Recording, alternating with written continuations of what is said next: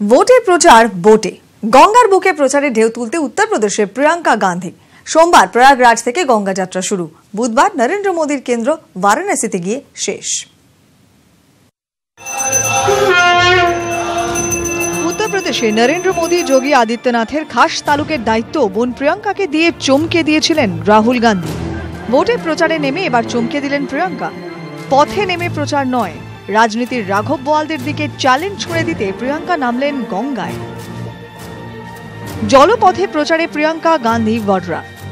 গঙ্গার বুকে প্রচারের ঢেউ তোলার আগে এদিন হনুমান মন্দিরে পুজো দেন প্রিয়াঙ্কা। তারপর ত্রিবেণী সঙ্গমে প্রদীপ ভাসিয়ে প্রার্থনা।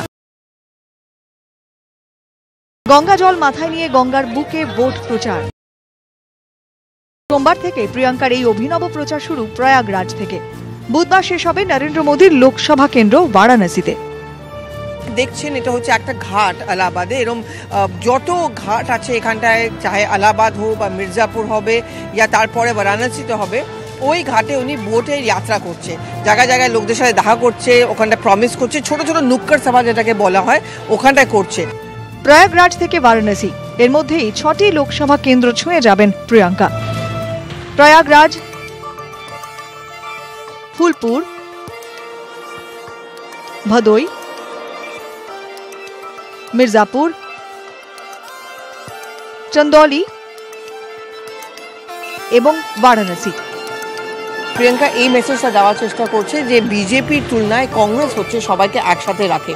ঠিক, আমি ভয় পাই না, আমার ওপরে যতই ইডি রেজ হোক বা আমার ফ্যামিলির উপরে যত অ্যালিগেশনস লাগুক, আমি কিন্তু প্রাইম মিনিস্টার থেকে ভয় পাবো না। ওর একটা ক্যারিশমা আছে, আর এই ক্যারিশমাটা অনেকটা ইন্দিরা গান্ধীর সাথে মিল খায়।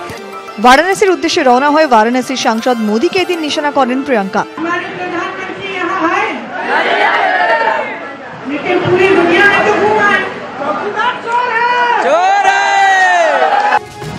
হোলির আগের দিন গঙ্গা যাত্রা শেষ করবেন প্রিয়াঙ্কা গান্ধী।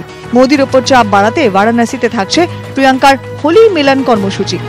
একাধিক মন্দিরেও তাঁর যাওয়ার কথা। নিউজ 18 বাংলা। 3 জেলার 7 বিধানসভা কেন্দ্র নিয়ে তৈরি দার্জিলিং লোকসভা কেন্দ্র। 91 এর আগে পর্যন্ত ভূমিপুত্ররাই ছিলেন সংসদে দার্জিলিং এর প্রতিনিধি। ছক ভাঙেন কংগ্রেসের ইন্দ্রজিৎ খোল্লার। পরে বিজেপির যশবন্ত সিং এবং সুরিন্দর সিং আলুওয়ালিয়াও এই কেন্দ্র থেকে জয়ী হন। এবার কাকে বাজবে দার্জিলিং? জবাব পাওয়া যাবে 23 মে। উত্তরবঙ্গের দার্জিলিং লোকসভা কেন্দ্রে ভোট হবে দ্বিতীয় দফায় আগামী 18 এপ্রিল। দার্জিলিং জেলার দার্জিলিং, কার্শিয়ং, শিলিগুড়ি, ফাঁসিদেওয়া ও মাটিগাড়া নকশালবাড়ি, কালিম্পং জেলার কালিম্পং এবং উত্তর দিনাজপুর জেলার চোপড়া বিধানসভা কেন্দ্র নিয়ে গঠিত দার্জিলিং লোকসভা কেন্দ্র। 4 নম্বর পার্লামেন্টারি কনস্টিটিউয়েন্সি, এতে 7খানা অ্যাসেম্বলি কনস্টিটিউয়েন্সি আছে। 3টে জেলা ব্যক্ত করে আমাদের পার্লামেন্টারি কনস্টিটিউয়েন্সি, কালিম্পং, দার্জিলিং এবং উত্তর দিনাজপুরের চোপড়া। আমাদের সব মিলিয়ে পোলিং স্টেশন নাম্বার ইজ 1899। চা বাগান আর পর্যটন মূলত এই দুয়ের উপরেই দাঁড়িয়ে দার্জিলিং এর অর্থনীতি। সঙ্গে রয়েছে পাহাড়ি জনগোষ্ঠীগুলির জাতিগত আবেগ। তাই পাহাড়ের মানুষের ভোট এই কেন্দ্রের সব থেকে গুরুত্বপূর্ণ। আর সেই কারণেই 1957 থেকে 1991 জয় পেয়েছেন ভূমিপুত্ররাই।